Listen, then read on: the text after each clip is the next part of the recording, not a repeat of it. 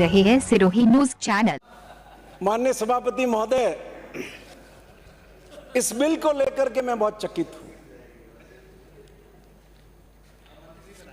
एक पेनल्टी का पैसा बढ़ाने के लिए राजस्थान के सर्वोच्च सदन का समय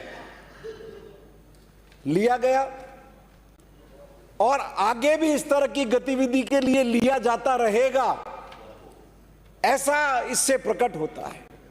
मैं आपके माध्यम से विनती करूंगा कि आप एक बार में इस राजस्थान की विधानसभा से अधिकृत हो जाएं कि इस तरह के तमाम छोटे निर्णयों के लिए हम राजस्थान रोडवेज के बोर्ड को ऑथराइज करते हैं, जिससे बार बार इस तरह के कोई छोटे निर्णय करने हो तो उसमें इस सर्वोच्च सदन में राजस्थान रोडवेज को माननीय सभापति महोदय नहीं आना पड़े।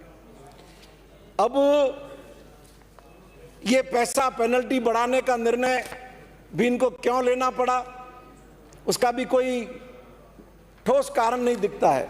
मैं आपके माध्यम से माननीय सभापति महोदय निवेदन करूंगा कि जब से प्रताप सिंह जी ने परिवहन महकमा संभाला और ये रोडवेज संभाला, इनके वाहनों के जो निरीक्षण होते हैं उसकी संख्या में बढ़ोतरी हुई, लेकिन बिना टिकट यात्रा और अनियमितता के मामले कम हुए। और इतना ही नहीं माननीय सभापति महोदय, जो यात्रियों की संख्या है बिना टिकट पकड़े गए उसमें भी कमी आई। किराए का जो आपने बिना टिकट यात्रियों से पैसा वसूल किया उसमें भी कमी आई। अधिभार के रूप में जो आपने पैसा वसूल किया उसमें भी कमी आई और वसूल की गई कुल राशि में भी कमी आई। फिर ऐसा क्या कारण हुआ कि आपको यह निर्णय करना पड़ा कि हम 2000 रुपये करेंगे या इतने गुना पेनल्टी करेंगे? प्रताप सिंह खाचरियावास एक राजस्थान का ख्यात नाम है। आप रोडवेज की बस के आगे इनका फोटो ही चिपका देते कि प्रताप सिंह खाचरियावास का फोटो लगा हुआ है, यात्री समझ जाता कि ये प्रताप सिंह खाचरियावास की बस है, इसमें बिना टिकट कैसे बैठे? मैं समझता हूं इसमें पूरे सदन की एक राय होगी। तो रोडवेज को ये इतना प्रपंच करने की जरूरत कहां थी? आप तो खाली बस के बाहर फोटो चिपका देते, इतना ही काफी होता। माननीय सभापति महोदय, अब मैं ये निवेदन करूंगा, बहुत अच्छा होता कि रोडवेज प्रबंधन इस सदन के समय का उपयोग इस बात के लिए करता कि राजस्थान की रोडवेज जन अपेक्षाओं, जन आकांक्षाओं की पूर्ति की दिशा में आगे कैसे बढ़े। जो कमियां हैं उन कमियों को दूर कैसे करें, इस सब में इस सदन को चर्चा में शरीक करता। आपके पास करोड़ों रुपए की संपत्ति है, अरबों रुपए की संपत्ति है। वो रोडवेज के मुलाजिम जिन्होंने आपकी खिदमत की, इस प्रदेश के लोगों की खिदमत की, आज रिटायर होने के बाद उनके बच्चों की क्या परिस्थितियां हो रही है, उनके परिवार की क्या परिस्थितियां हो रही है, उनको शादियों के अंदर क्या कठिनाई उठानी पड़ रही है। अगर मानवीय संवेदना आपके अंदर है और आप लोक कल्याणकारी शासन दे रहे हैं, अरबों रुपए की जमीन रोडवेज के पास पड़ी है, टुकड़ा बेच के उन गरीबों का तो कुछ ख्याल करो। हम ही लोग थे जब ये बीजेपी की सरकार थी, उनके साथ आंदोलन में कंधे से कंधा मिला करके खड़े थे और हम ही लोगों ने कहा था कि हम ये राज बदलो तुम, हम तुम्हारे साथ न्याय करेंगे, करवाएंगे। आज मैं आपके माध्यम से विनती करना चाहता हूं सभापति महोदय, और मंत्री जी को भी कहना चाहता हूं, आप मजदूर नेता रहे हो, कमजोर तबके के लोगों के नेता रहे हो, उनकी आवाज रहे हो, आपको आगे बढ़ करके अपने विभाग में, इस कंपनी में, इस कॉरपोरेशन में निर्णय करवाना चाहिए और वो सैकड़ों लोग जो दुख झेल रहे हैं, कष्ट झेल रहे हैं, उनको दुख और कष्ट से मुक्त करना चाहिए। माननीय सभापति महोदय, मैं आपके माध्यम से निवेदन करूंगा, रोडवेज की क्या हालत हो रही है। रोडवेज का मार्ग, कितने रूट्स इनके पास है, उसकी संख्या में लगातार कमी आई है, लगातार गिरावट की तरफ है। जो 2011 के अंदर 2672 रूट इनके पास थे, माननीय सभापति महोदय वो घटकर 1982 रह गए हैं। ये जो इनका 19-20 का जो इन्होंने जारी किया है वार्षिक प्रतिवेदन, वो ये आंकड़े प्रदर्शित कर रहा है। माननीय सभापति महोदय, रोडवेज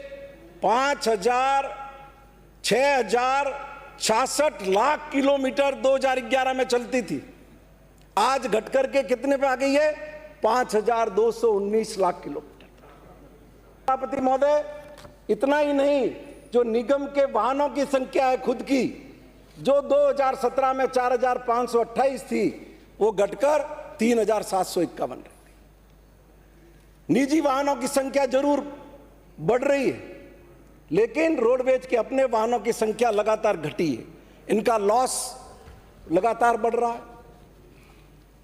इनका जो डीजल औसत है वो लगातार घट रहा है। इनकी जो प्रोडक्टिविटी है व्हीकल्स की, जो 405 किलोमीटर प्रतिदिन थी, वो घटकर के 389 पर आ गई है।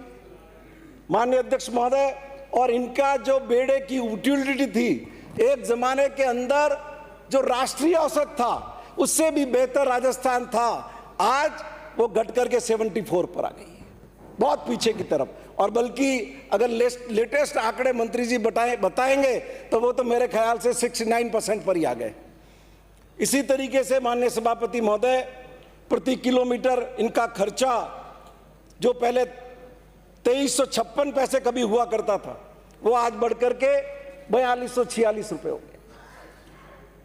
कर्मचारियों की संख्या 2011 में 21,053 थी, 2013 में 21,384 थी, वो घटकर 14,000 पर आ गई। इसी तरीके से प्रति एम्प्लॉय, प्रति व्हीकल कर्मचारी अनुपात जो किसी जमाने में 4.64 था, माननीय सभापति महोदय, वो घटकर 2.99 रह गया। इसी तरीके से इनके दैनिक परिचक्र जो डेली के इनके रूट होते हैं, जो किसी जमाने में 11,268 थे, वो घट के 9,500 पे आ गए। इसी तरीके से यात्रियों की संख्या जो 10 लाख के आसपास थी, वो घटकर 8.5 लाख के पास आ गई। तो ये सारे जो इनके मेरे दिए हुए आंकड़े नहीं है सभापति महोदय, ये रोडवेज ने खुद जारी किए। तो चहुं और चारों दिशा में हर दृष्टि से ये उतार पर है। ऐसे वक्त में राजस्थान के बहुत योग्य मंत्री बैठे हुए हैं, कैबिनेट के बहुत वरिष्ठ सदस्य हैं, और सबसे खास नगरीय विकास के अंदर जो सुधार के प्रणेता है शांति धारीवाल साहब यहाँ बैठे हुए हैं, जिन्होंने नगरीय विकास का कायाकल्प किया राजस्थान के अंदर। तो उन सब का मार्गदर्शन लेकर के मैं चाहूंगा कि इस रोडवेज पर भी थोड़ी कृपा करें और रोडवेज में भी कोई सुधार कार्यक्रम लेकर के आए, जिससे ये रोडवेज आज क्या परिस्थिति बनी हुई है। माननीय सभापति महोदय, मैं विनती करूंगा आपको, मेरे सिरोही में, जैसा अभी एक पूर्व सदस्य ने भी कहा, सिरोही से सूरत बस चलती थी, पूरी तरह से फुल ट्रैफिक। अब वो बस कंडेम हो गई, और बस कंडेम हो गई, बदले में कोई बस नहीं दी, वो बंद हो गई। तो जब आपकी प्रॉफिट के रूट है, आप साधन नहीं दे पाने के कारण उनको ही आप चला नहीं पा रहे हो। मैं सिरोही डिपो का मेरा आपको रिक्वेस्ट करूं, 2018 में सिरोही डिपो 22,900 किलोमीटर गाड़ी चलाता था सभापति महोदय, वही 2019 में 21,700 किलोमीटर हुई, और इस समय घट करके 19,200 किलोमीटर। तो माननीय सभापति महोदय, इस तरीके से रोडवेज को जन अपेक्षाओं पर खरा नहीं उतारा जा सकता। हमें माननीय मंत्री जी को तय करना पड़ेगा कि पब्लिक ट्रांसपोर्ट में रोडवेज की हिस्सेदारी कैसे बढ़े। सब लोग चाहते हैं। अभी कोरोना के टाइम आपने देखा कि रोडवेज की बसें नहीं थी, तो क्या हालात हो गई।